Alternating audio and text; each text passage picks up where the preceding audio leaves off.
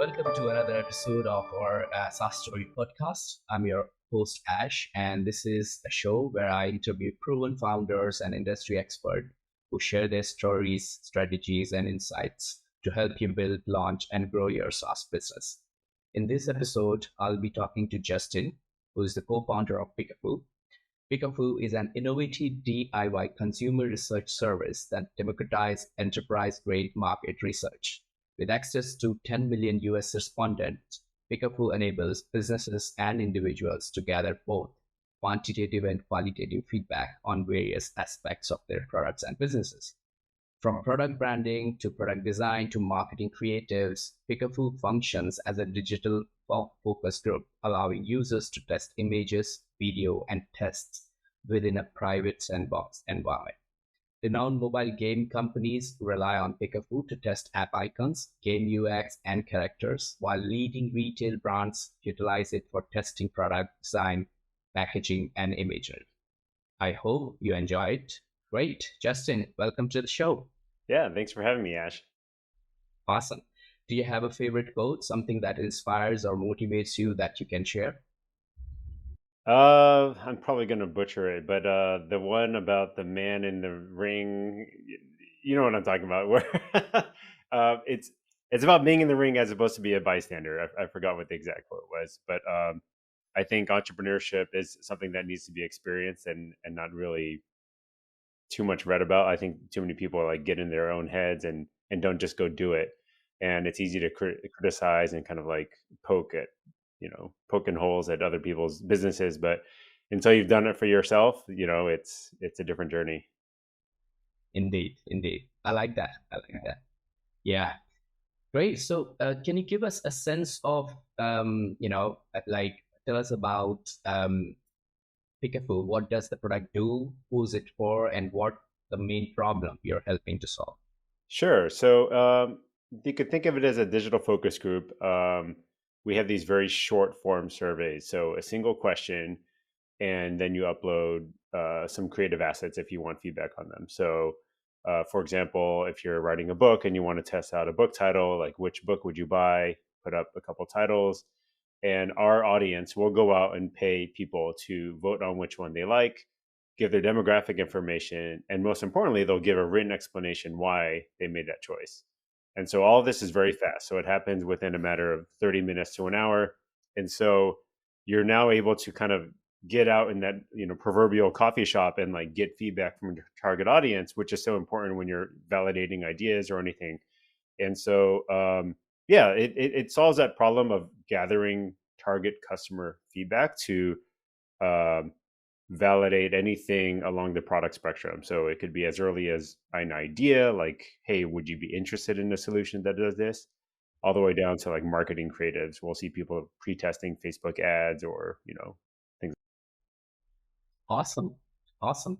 And correct me if I'm wrong. You have like more than around 10 million people who actually help you from the US demographic. Yeah. So what we do is we tap into existing enterprise market research panels. So the same kinds of panels that a Procter and Gamble or one of those large companies would tap into. So we tap into those same sources as well, but we add our own layer of demographic targeting and data quality control on top of it in a programmatic self-serve way. Typically, the way that a large company would do this is they would have their consumer insights team, they would have a research consultant, they would create a really long form survey, and the survey would probably take like 2 months or something like that. Then the consultant has to clean all the data, represent the analysis back to the insights team. And so super long process. We're trying to productize it into a very easy to use, point and click, set it up in 1 minute approach where people who have no expertise on running these things can now gather consumer feedback. Awesome. Perfect. So tell me more about how much your target consumers basically, I'm talking about even small and medium scale companies as well as the giant enterprises. How much actually they typically invest in this kind of research or market research kind of, because I'm guessing that they want to understand the market as well as they want to understand the opportunity, right? So how does it work for them in terms of bringing back the benefit on the table? Yeah, I mean, I think what the most interesting thing that we've seen over the many years that we've been running this business is kind of the different usage patterns. When we first started it as entrepreneurs, we thought it was just going to be other entrepreneurs that were going to be the customers. I mean, as it turns out, a lot of entrepreneurs are kind of stingy with how much they spend on things, and so it didn't turn out to be a great initial market. Um, Authors actually turn out to be the next one. So self-publishing authors, book titles and book covers, kind of anything you're going to invest in, like a print or something like that, that you can't really live test, you can't take it back, turned out to be an interesting use case.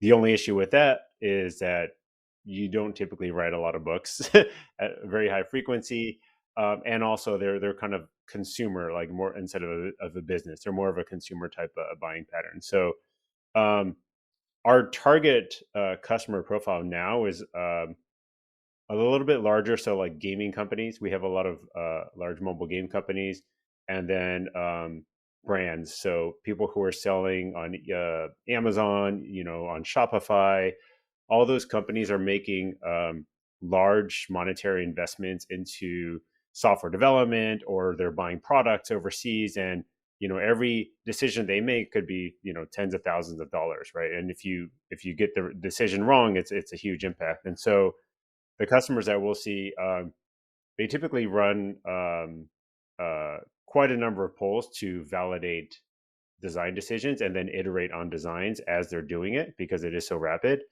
And then once they've made the decisions, we see them come back and then start iterating on their marketing creative. So if it's a game, it might be app store icons or app store screenshots or something like those kinds of marketing videos.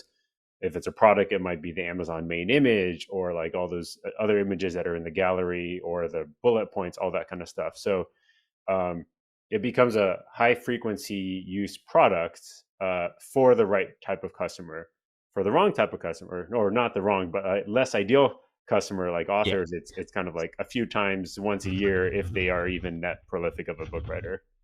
Mm, great stuff.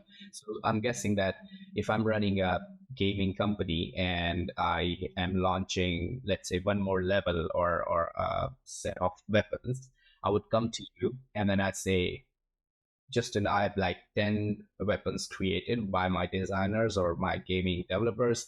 Would you be able to check for me which one would work better for the game, isn't it? Exactly. Yeah. In So that we'll sense. see people testing game characters, game UX, even like how characters are moving or different levels, that kind of thing. So a lot of that testing, even as early as sketch, like storybook sketches, like we'll have people kind of like, hey, here's the general storyline. Is this something that would be appealing to you?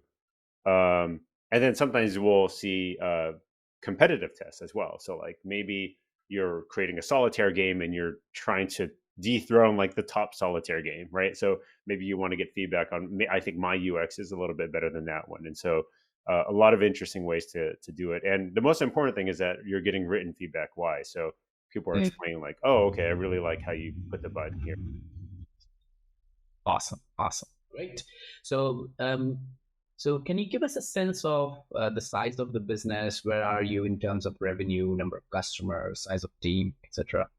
Yeah, so we're doing, I guess I would say a couple $1 million in revenue a year.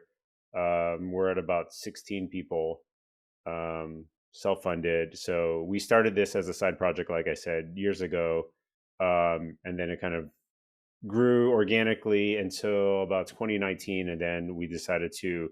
That's kind of we started seeing an inflection point in the growth, and my business partner John and I decided to like reinvest all revenue and profit into growing the business, and try to grow it as fast as a self-funded company can grow, which has its natural caps.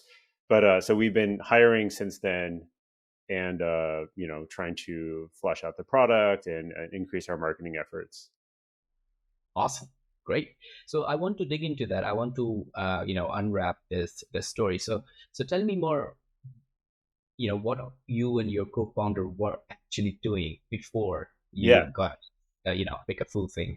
sure. Yeah, I mean, we were running a completely different self-funded business before. We were running a restaurant menu aggregator back in 2006. We had started this other site, and we were doing a redesign at the time of this website, and we needed some feedback. I think John and I couldn't decide on which redesign to go with. So, being engineers, we decided, well, let's just spin up, some kind of service and see how it goes. And so we threw it up on Hacker News, when we launched it in 2008, and it kind of sat there for a little bit. Gabriel Weinberg of DuckDuckGo blogged about it because he really liked it, and they're still one of our biggest customers now.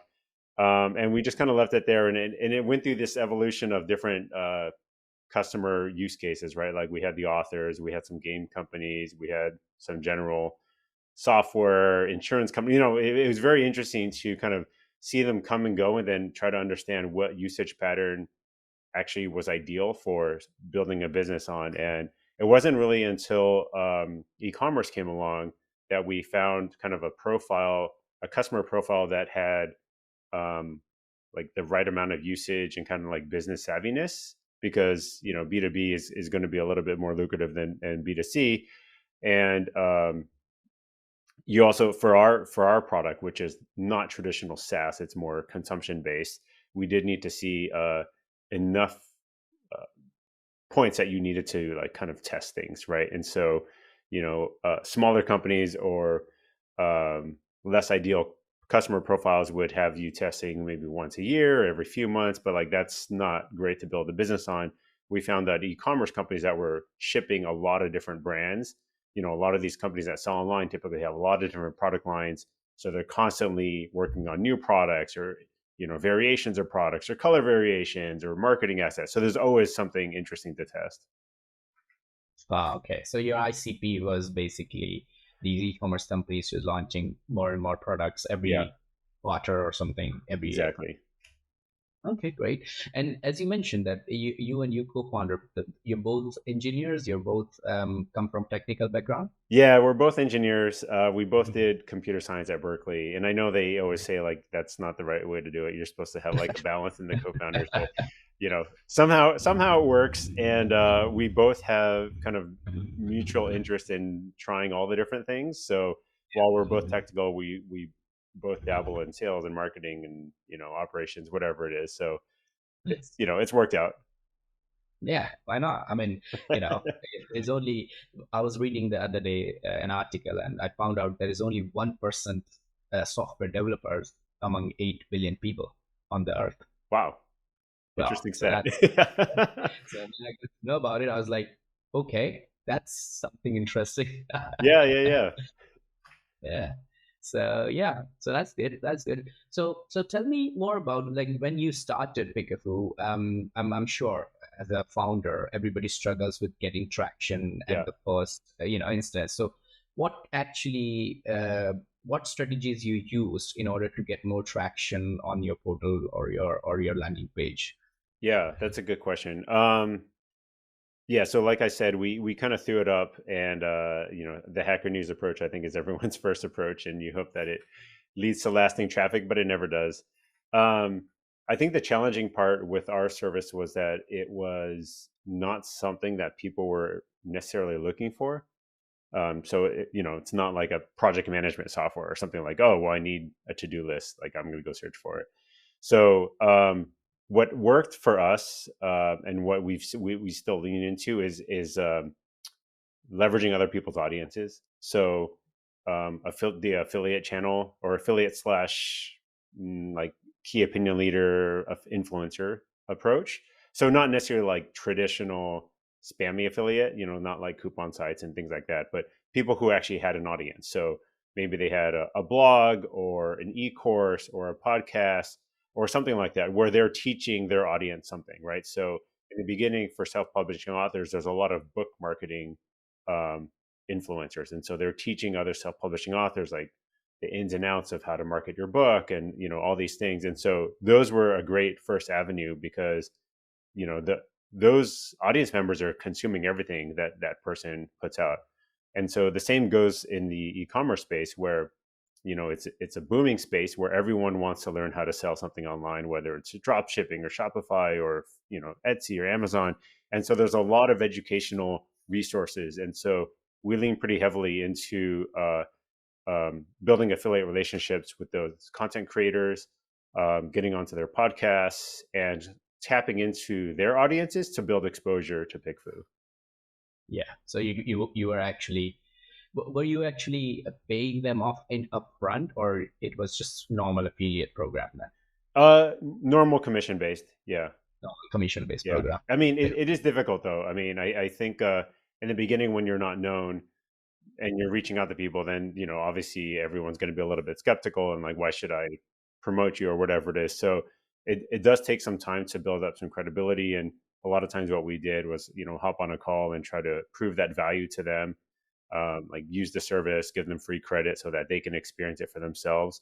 And then once you start getting a few of these under your belt, then you have something to point to, and it's a little bit easier to sign up the next one. But for sure, those first few are, you're kind of DMing and messaging people and like really begging to kind of get some exposure. So it's an uphill battle, but you just got to keep persevering. Indeed, yeah, and that's one of the skill you need as founder. For sure. Yeah, that's Perseverance. great stuff. Okay, so tell me more. When you had that epiphany, did you look in the market? Were there other products? What was going on at the time? And did you see from your research that what did you see from your research that encouraged you to move up ahead with this product? Yeah.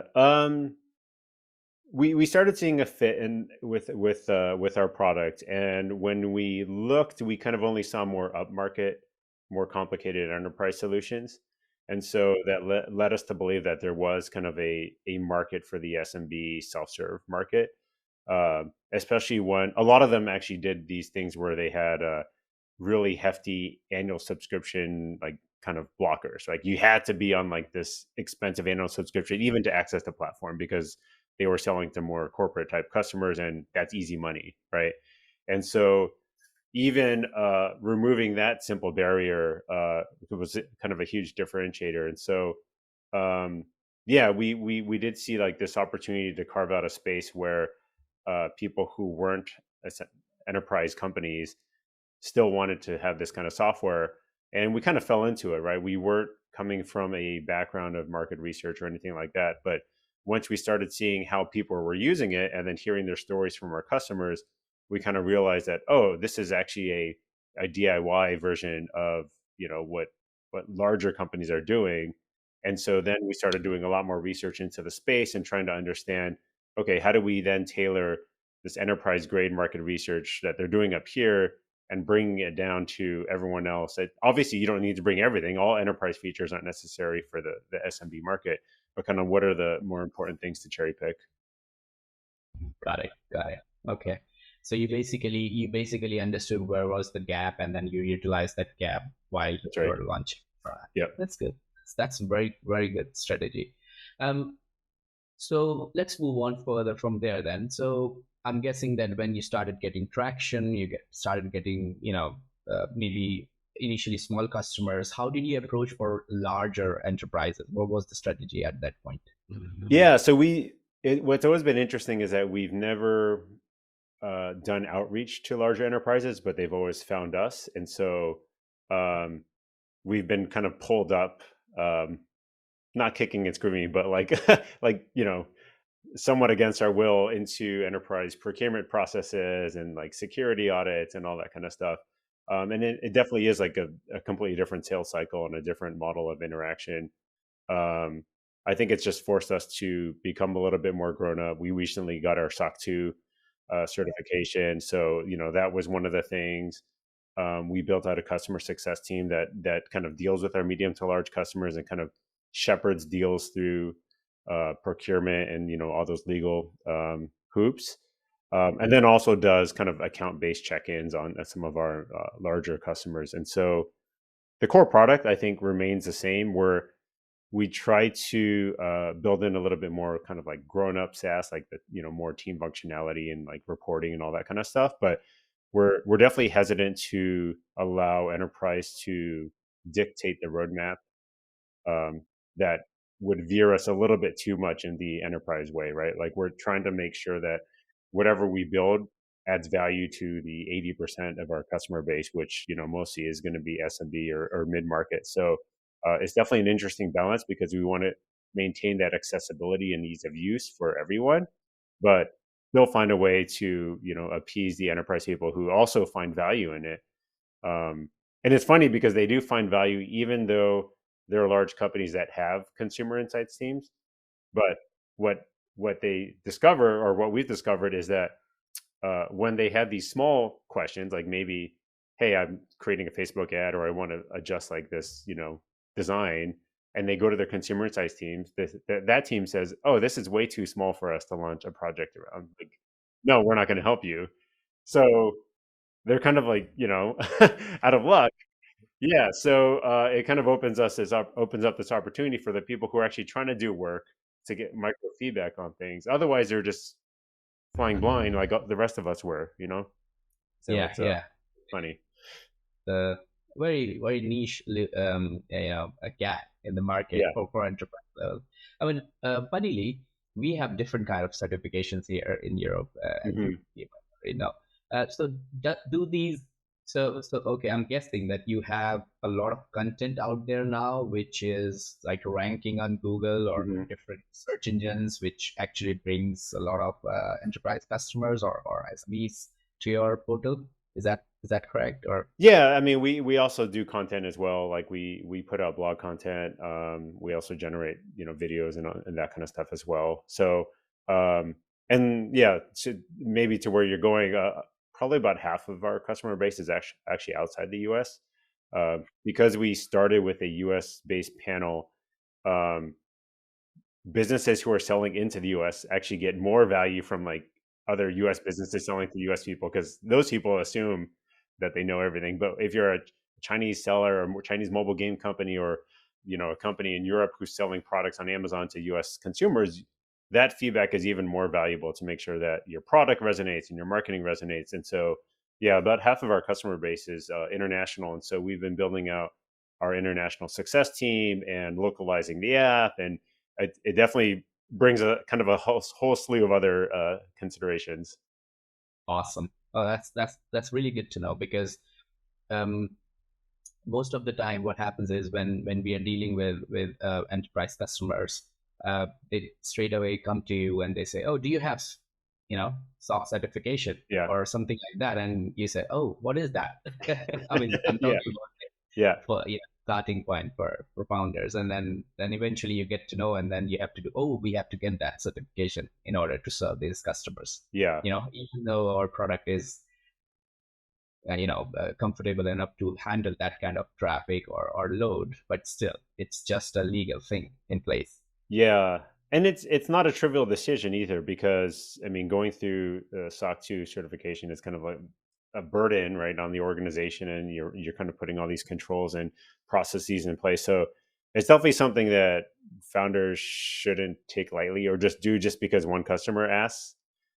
I think if I was a solo founder and still trying to get the critical mass of revenue and customer base, just because one customer asked for SOC 2, like, I don't think I would necessarily do it. I think you would want your organization to kind of be like robust enough to take on the overhead that those kinds of things bring.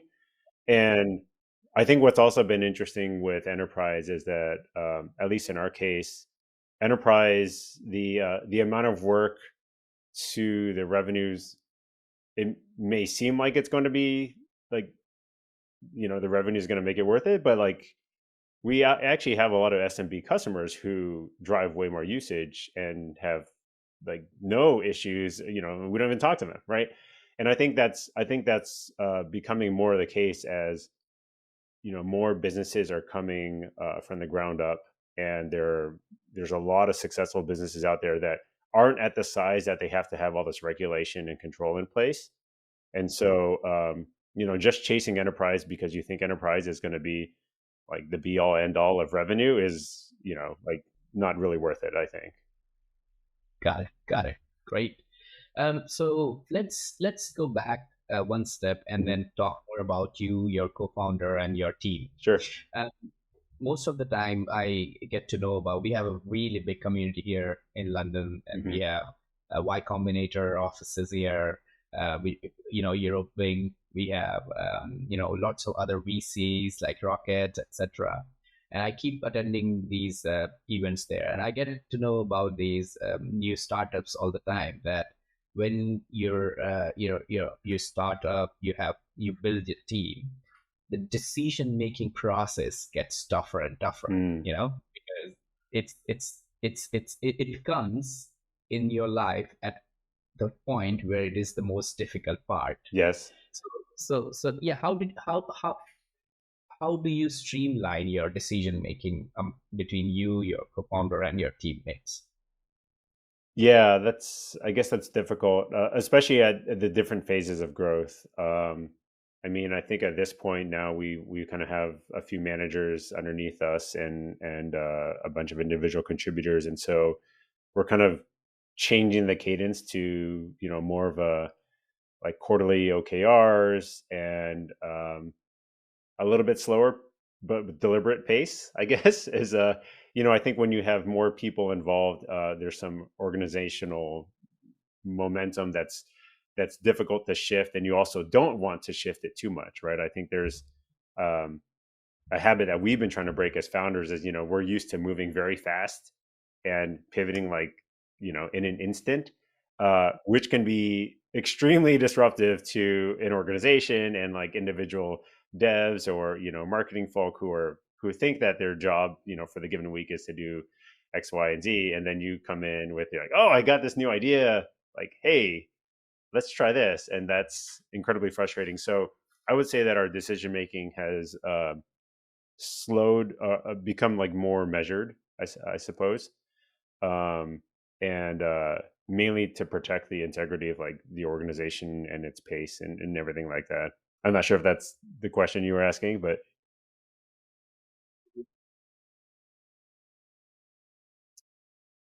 yeah, yeah, yeah. I mean, obviously, we love to be involved in all the things and give feedback on things, but I think as the founder, as the company grows and the organization grows, um, just being the torchbearer of that vision and that consistency is probably more important than kind of your involvement in the nitty gritty of you know what's now the day to day of like the development work or the marketing work. And so it's a difficult habit to break, but I think it's something that everyone has to learn when they grow. Yeah, definitely. I totally relate. Yeah, We get the great feedback stuff. all the time from our team, like, stop meddling." Yeah, yeah, definitely. Great. So, would you be able to share a recent achievement or milestone PickFu have as a company achieved, which you're very proud of, or your team very proud of, which is out there? um I mean, I guess I would say the SOC 2 certification. I'm pretty proud of that. I think, like I was saying, it was a difficult decision to even do it because I think there was like a handful of people asking for security audits at the time, which was over a year ago when we were considering it.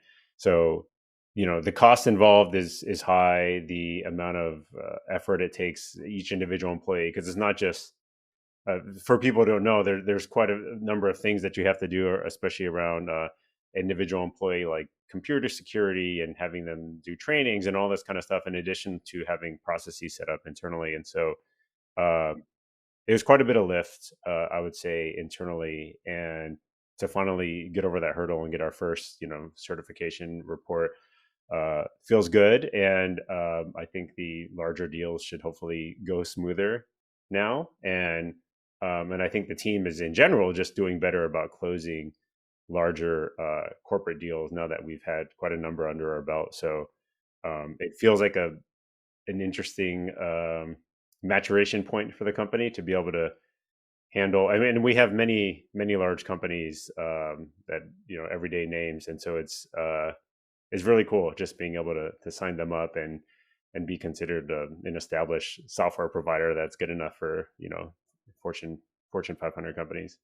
Indeed. Yeah. Are you planning to put that SOC 2 certification logo or something on the website, like on the front page? Yeah, yeah, yeah. We've got a Asana task right now where we're mapping out like all the places we're going to be putting the badge and like doing Yeah. communication and everything because yeah, I think it's important to announce it. Definitely, definitely. I mean, I was talking with one of my friend in a bar, I think a couple of months back, and he moved to US, and he mentioned to me that it takes 6 seconds for enterprise customers to go on your website and see if they don't find SOC Yeah. 2 there, they will literally close the Yes. browser tab, Yeah. and it's a great opportunity for a company to put it like on their faces. Yeah. I mean, it's one of those things where you don't know the deals you're losing because of what you said, right? Like they're not, if they don't see it, they're probably not going to write in because if you had it, you would have advertised it. Um, so uh, I think now that everyone is having to go through, I mean, even for us, as we were going through the audit, then we had to reach out to our vendors and it just trickles, right? It just trickles all the way down. And eventually everyone at some size will have to have it. So it's definitely a checkbox that you want to make sure is done. Great stuff. Okay, great. So, how often you do release features, and how do you measure the success of the features? Because I'm guessing, um, do you have like a Scrum team, or you have a product backlog, and you go through it, or how does the new feature request comes to you, or somebody who takes care of it, the product owner, Yeah. basically? Yeah, I mean, we're definitely always talking to customers. So our success team is always on the phone with our existing customers and new. We have two product managers that are also talking to customers about feature wish lists and also trying to get feedback on things that we're kind of marinating. And so we're organized into two different teams internally, one PM with a couple devs each, and a shared UX person. And so we're releasing, I think, twice a week is kind of the pace of deployments. And we kind of set quarterly large direction changes. So that's kind of like the pace that how we adjust things. And then yeah, each PM kind of manages like the individual week to week things that the devs are working on feature wise. So things are kind of coming out all the time. Yeah, I don't know if we measure success on each particular feature because a lot of them are kind of incremental things that like one of the newer things that we released was like AI based type stuff. So we collect a lot of written responses from our people, but it's a lot to read through. You might have 100 or 200 or 500. So doing an AI summary of that actually becomes very useful. And then we also release like AI sentiment, likes and dislikes, and then also kind of a chat GPT style thing where you can ask questions of those results. So, you know, we release those things and then we kind of just like monitor the usage. We use Metabase to do a lot of reporting and querying of the data. And we just look for, a rate of usage that we think is reasonable. The other thing that we use a lot is post hog now for product analytics. So I think another thing that as you're growing, you need to think about how you're going to do this is like product analytics and trying to get all your data kind of squared away. I think when you're a little bit smaller, like you're not as worried about it. It's easy to find the data, or you just look in the database or look in your Google Analytics or something like that. But I think as the team scales and then you have like less technical people trying to query the data, then you kind of have to find places that like are more accessible for everyone to access. So it's kind of yet another overhead that comes with growing the team. Awesome, perfect. Great. So I noticed that you mentioned yeah, that the product is still fully bootstrapped. You have never raised anything Yeah, yet. that's right. Yeah, still self funded. Great. I salute founders like you who actually built the whole company without raising money. I was a big fan. I'm still a big fan of Mailchimp because they did not raise anything for a Yeah. very long time, and I really really like the startups because you're you're the founders who actually prove that there is a need, there is a pain in the market, and Hmm. you address Yep. compared to the easy access money. I'm not saying they're bad startup. I'm just saying that it's at least 10 times difficult Yeah. for founders without investment Yeah. compared to. with investment. Because Yeah. I've seen people growing without investment. Their growth is slow but steady, and they grow. They grow into the hearts of their customers, Yeah. basically.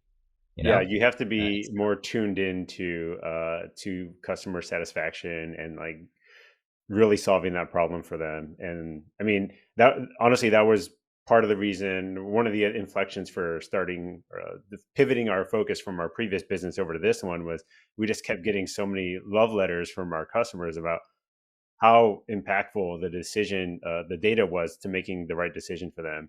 And seeing those stories over and over from like other small businesses was just super empowering that we wanted to do it for, for everyone who wanted it. great stuff. Good. So just going back to the story, is that just you and your co-founder who built the first version, and how long it took you to build that? 6 months, a year? The first version was probably just a few weeks, but it was crude. It was crude. Yeah. I mean, by that time, I think we were like kind of accustomed to rapid prototyping things. And so, yeah, we built the first version in a few weeks, and then, slowly iterated on it. Yeah, it was just the two of us. And then for the longest time, we had a marketing contractor and a VA.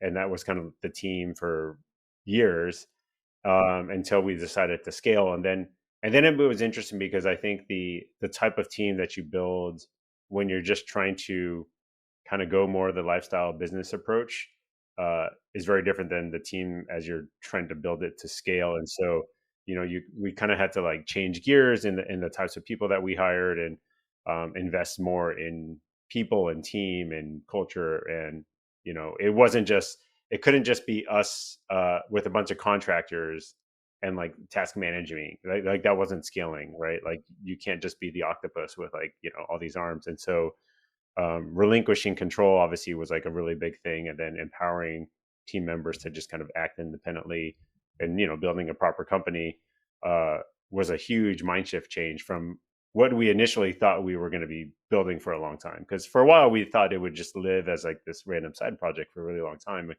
is fine. um, but then we saw the opportunity, and we figured, well, what better thing to push on than this one. And so we really wanted to give it our full effort. Indeed, yeah, definitely. So when you guys started, what was the pricing model at that time, and did you had paid customers from the day one, or did you started with a freemium model, and then what is the current pricing model, and what's Yeah. the difference between these two? Yeah. So I guess if you, there's no point in hiding it, because I guess if you were to find the old Hacker News post, it would still say that it was $5 was our first price. $5 for 50 responses. And we weren't trying to make money on it really. We were just trying to recoup costs of running it. And we were, fans of the MicroConf community. So we would go to those conferences, and, Patty 11 would always say like to double your prices, and everyone would keep saying double your price. And so like we kept doing that like a number of times. Um, and so we kind of centered in on $50 for 50 responses. So it kind of made it nice, $1 per response. And that's still our starting price right now. We probably did that 5 or 6 years ago. So $1 per response is kind of the base rate. Uh, Lowest being 15 responses, so $15, and then it kind of scales by, complexity of the poll, or if you want 100 responses, it's obviously going to be $100. So, still pretty much the same pricing model. We've experimented with a lot of different subscription type things because everyone says that it should be subscription. I think it's been difficult as we've had different customer profiles come through, because like I was saying, there's different testing cadences. And so shoehorning a subscription on a customer profile that doesn't have a recurring testing need just leads to unhappiness and churn. And so, we kind of backed off that for a little bit. And we do have subscriptions now, but it's completely optional, and only if people do feel like they have a need for a lot of repeat usage. And I think that just puts us more aligned with the customer. Um, but a lot of our larger customers will do things like prepaid, credit purchases, and that's where we're able to do more sales motion with the like corporate and enterprise customers. Awesome. Perfect. That's good. So I think I know now where I have to go when I start my next business for some research. Yes, Maybe exactly. Everyone. everyone. That's definitely great. So let me ask you some questions related to you and your journey Sure. with this product. So what was the I don't want to use worst, but what was the worst decision you think you have made, which could have changed the whole leap of the growth, if you haven't taken that? Because I think that would help our listeners a lot. You know, Um, I don't know if I could pin it on a single worst decision. There were definitely a lot of bad decisions. I would say mostly around people and hiring. Um, I think as a founder who's maybe you have your specialization in one area. For example, we're both technical. Then I think you have the tendency to have kind of like an imposter syndrome about the other aspects of the business, and so you think that, oh, I should just hire an expert in sales or marketing or whatever it is, and then you kind of have a yeah, like an unright expectation for them to come in and like save the business and like like this savior expectation. And I think that sets everyone up for failure. And so I would say that we've had some of those either with contractors or actual hire, like in a number of situations where we just think like, oh, let's just hire this person, and that's going to check that box. We don't need to worry about it.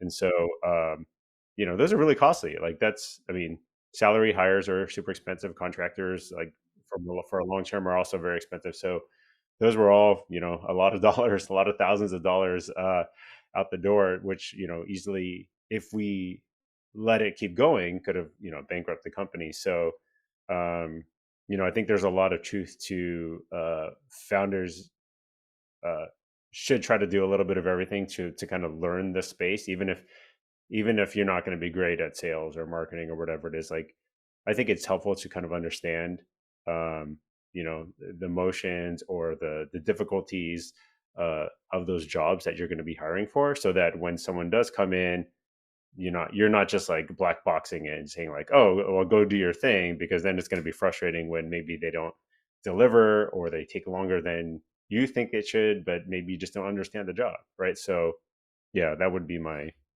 bad decisions, I guess. yeah, I get that, and I totally agree with you on this point, because ultimately it's the team which makes a good company, organization, or a product. And if you have one bad person, it influences other people too. So Yeah, as a founder, as an entrepreneur, you have a job to make sure that you're bringing people who encourage not just their team but also you, yeah, because you want to learn from other people, right? exactly. So it's a very tough decision. Great stuff. Okay, so I think we got to the end. I would like to know one more thing before we jump to our super fire round, Sure. and that is, what was the one point or decision or a twist or incident when you thought, okay, now I'm going to be a billionaire because now the company is going super fast, like a hockey stick way. What was that moment? Would you be able to share with us with that? Um, I mean, I think it was the general time when we kind of discovered Amazon e-commerce. I think it really opened our eyes to kind of like what I was saying, that there's so many businesses out there that are like a random Gmail address, right? Like they don't look like a corporate entity by any means, but they could be wildly successful in whatever niche that it is, and maybe they're selling weird pet supplements or whatever it is, right? And um, so I think the discovery and that like epiphany of wow, there's like so many of these businesses, and even more globally, that are like spinning up every single day and selling in this global marketplace, and the need and impacts that we could have on their business is just so tremendous, and especially the repeat usage for certain types of customer profiles. I mean, that's really why we decided to try to run as fast as we can, grow as fast as we can with with revenue and profit, because it's a huge market opportunity, that we think we're in a good position to capture. Awesome. Perfect. Okay, so we should wrap up then. We are gonna go into the lightning round now, and I've got seven quick fire questions for you. Okay, Okay. just try to answer them as quickly as you can, and yeah, great. So should we start? All right. Perfect. Nervous. What's one of the best piece of business advice you have received? Let's see. I guess one thing that comes to mind is do things that don't scale. So I think I think a lot of people, especially engineers, tend to try to over engineer or processize things, or not even attempt things that don't seem like they're going to be scalable.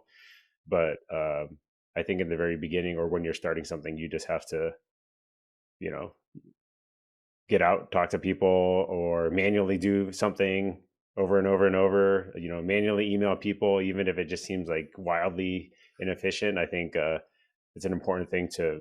It's a great learning tool, and if you have to optimize it, then it's a good problem to have.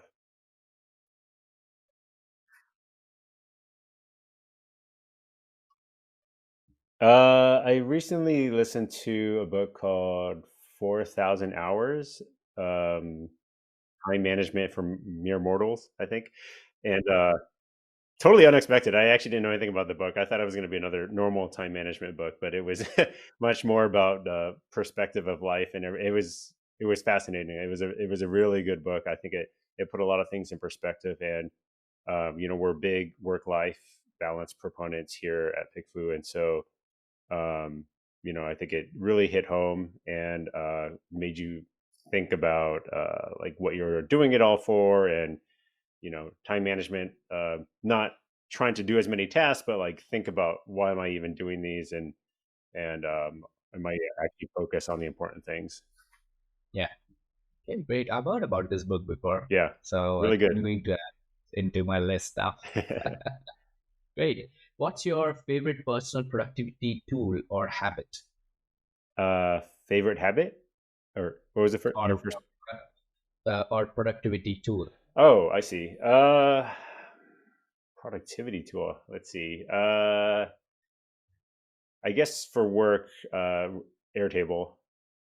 I think I think it speaks to the like structured data plus automations and APIs, like every engineer's dream, and then also allows non-engineers to interact with it, right? Using the spreadsheet front end. So it I think it's kind of transformative for a lot of businesses are running like no code, just using Airtable and automations of stuff like that. So, and even more so when you can code to it, I think it's even more powerful. So we actually have that integrated quite a bit into our internal processes.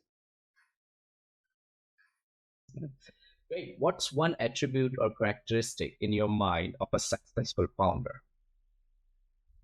Let's see. Well, we talked about perseverance, but